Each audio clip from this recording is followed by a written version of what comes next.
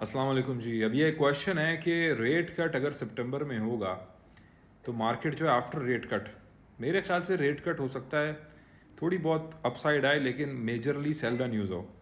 और rate cut से पहले ही हो सकता है ये जो अभी मौसम चल रहा है हमारा, देखें मार्केट कहाँ जा रही है इस वक्त, सारे ऑल्ट्स इस वक्त एक अच्छी अपवर्ड मूवमेंट ले रहे हैं। मैं आप लोगों को यही कह रहा था कि हमें रेट कट से पहले ही मार्केट में एंट्री नज़र आएगी। लोग लोअर लेवल्स को ढूंढते रह गए और मार्केट जो है वो सबको पीछे छोड़ के शुरली लगा के ऊपर निकल गई। तो मार्केट जो है वो हमारे लिए नहीं बैठी एक्सपेक्टेशन पूरा करने के लिए, हमें फॉलो करना है इसको। बिग मनी ने हमें लगाया, देखें कितना हसीन गेम खेला, इसको गौर से सुनो। गेम क्या हुआ है हमारे साथ? ट्रंप आता है, टैरिफ का गेम करता है, पूरी दुनिया की मार्केट्स को क्रैश कराता है, क्रिप्टो स्टॉक सब नीचे जाता है। उसके बाद फिर पॉवल के साथ अपना आंकड़ा डालता है, जबकि पॉवल को ट्रंप ही 2017 के अंदर लाया था। ये उसी का सेलेक्टेड बंदा है। जिस इंसान को ट्रंप ने सेलेक्ट किया हो वो इंसान उसके खिलाफ अब क्यों जाएगा, जब उसको पता है कि ट्रंप के 4 साल बाकी हैं और 2026 में मैं फारिग हो जाऊंगा और उसके बाद फिर ट्रंप जो है गवर्नमेंट में रहेगा, और अगर मैं इसके खिलाफ साजिश करूंगा और इसके खिलाफ जाऊंगा तो मेरे लिए थोड़ा मुश्किल हो जाएगा ना जीना और काम करना उस मुल्क के अंदर जहाँ पे ट्रंप और उसकी ये बहुत ही स्ट्रॉन्ग और प्रो अमेरिका मागा किस्म की जो है वो टीम है। तो वो बड़े आड़े हाथों लेती है अपने ओपोनेंट्स को।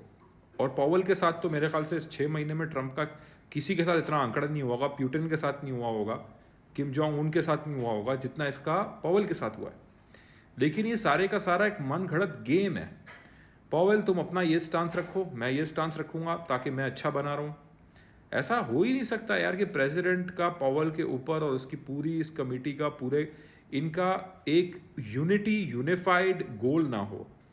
कभी भी जो बिग मनी है, जो बिग फार्मा है, जो बिग बिजनेसेस हैं, जो एक्चुअल ओनर हैं पैसे के और इस दुनिया के ना जो ठेकेदार हैं, जो बिग बैंक ओनर्स हैं, वो लोग कभी भी नहीं चाहेंगे कि इतनी बड़ी डिस्पैरिटी हो दुनिया की सबसे बड़ी इकोनॉमी के अंदर।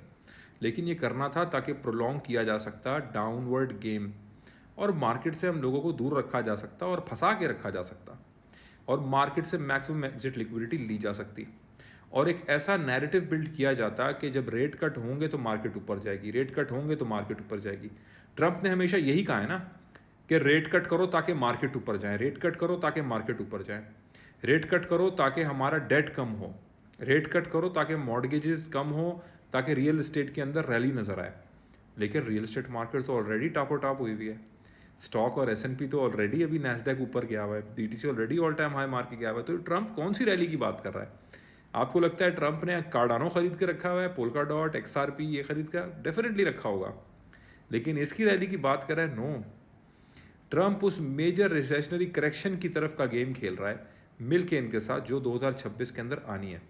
और उससे पहले का जो big major pivot exit euphoria है उससे मिस कराने की एक आम रिटेलर को ये बहुत बड़ी साजिश है कि उसको लगाओ इस ट्रेन की बत्ती के पीछे कि पिविट एग्जिट के लिए वेट करो रेट कट का, और मार्केट्स उससे पहले ही रैली ले रही हों।